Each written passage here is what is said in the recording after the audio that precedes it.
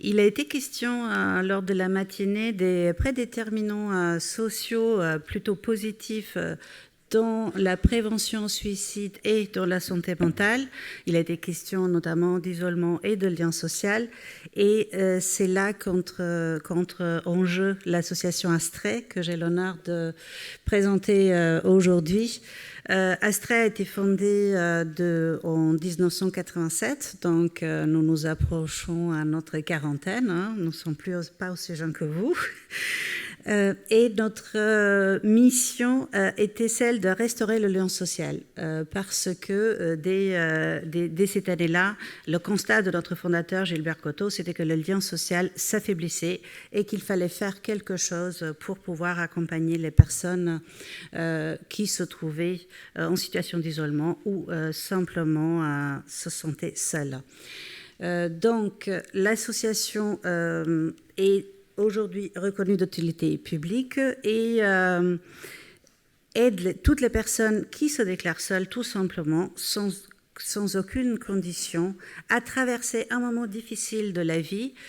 Initialement, c'était que des périodes de transition, comme le chômage, comme le deuil dont il a été question, comme la perte de tout repère, par exemple, le déplacement, le déménagement, tout type de transition que nous passons dans la vie.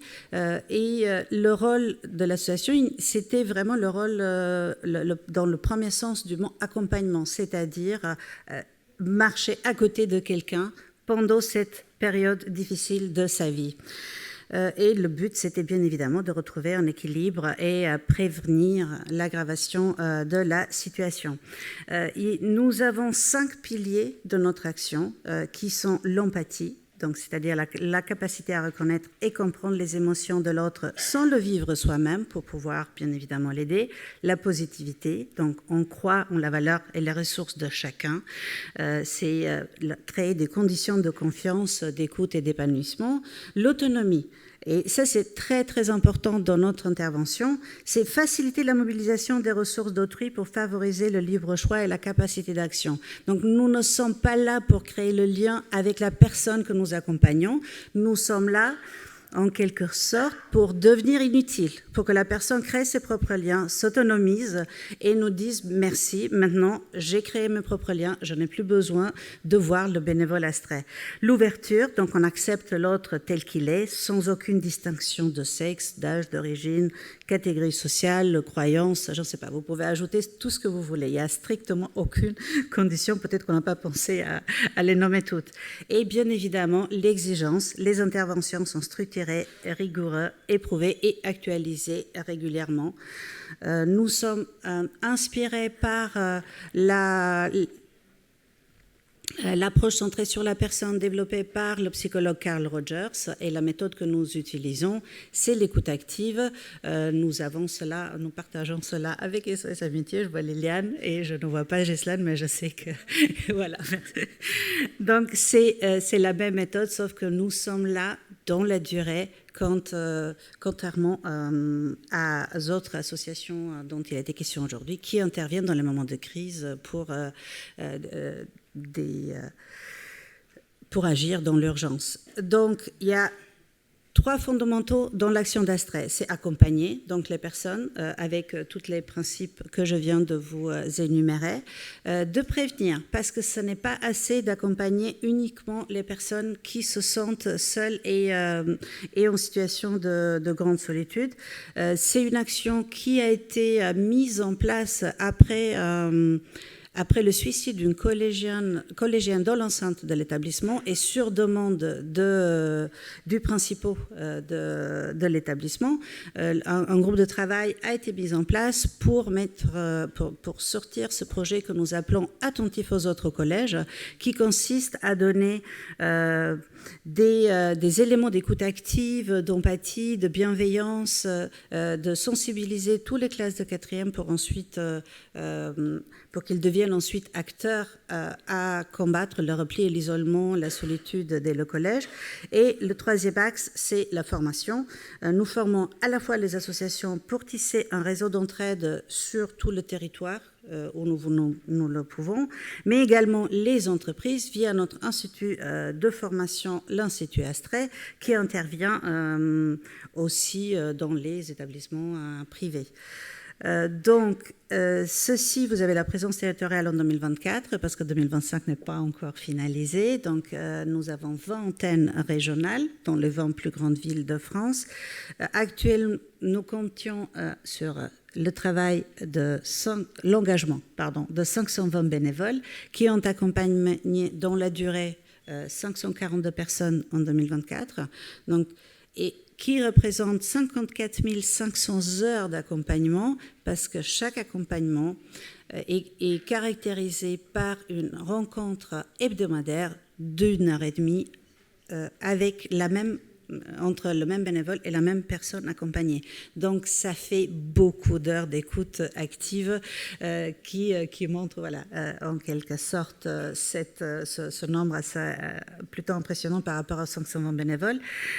Pour l'action attentive aux autres collèges, nous sommes présents dans 9 académies en France, dans 32 collèges et 163 classes, qui fait 4 890 collégiens sensibilisés au niveau de tout le territoire.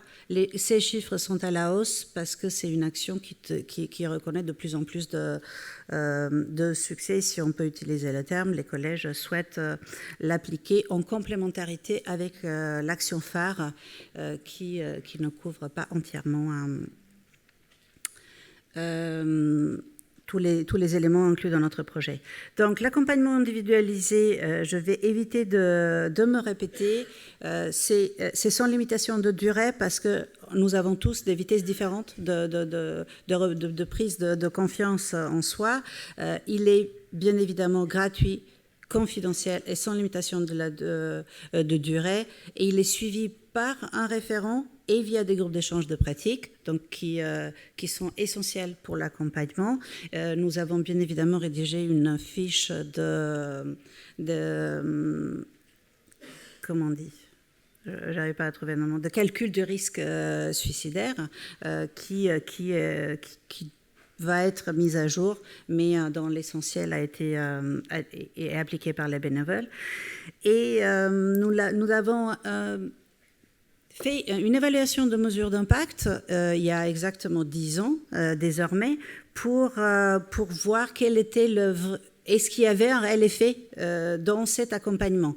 Des personnes accompagnées et des personnes qui n'étaient plus accompagnées par nos bénévoles ont participé à cette évaluation, et nous avons trouvé qu'il y avait une baisse de 10% du risque de tomber en dépression parmi les personnes accompagnées et qu'il y avait une baisse de 1% du risque de suicider parmi les personnes, bien évidemment, dépressives au niveau national, et ce taux est considéré à 3%. C'était les chiffres de 2016.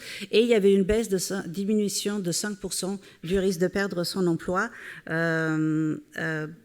pour les personnes accompagnées. Il y avait aussi une approche, bien évidemment, de prouver qu'il y avait un réel intérêt d'investir dans ce type d'action de prévention. Et donc, le résultat est vraiment sans équivoque. C'est que pour chaque euro investi dans un accompagnement dans la durée des personnes, l'impact social généré était estimé à 5,20 €. Donc, permettait d'éviter 4,20 € de coûts pour la collectivité. Sur ça, c'était les chiffres de la Sécurité sociale en délivrance de psychotropes, visite chez les psychiatres, etc., qui étaient pris en compte. Donc, nous avons bien évidemment fait une mesure d'impact pour l'action attentive aux autres collèges, qui consiste très brièvement en 2 séances de 2 heures. La première, c'est sensibilisation de tous les élèves en 4e.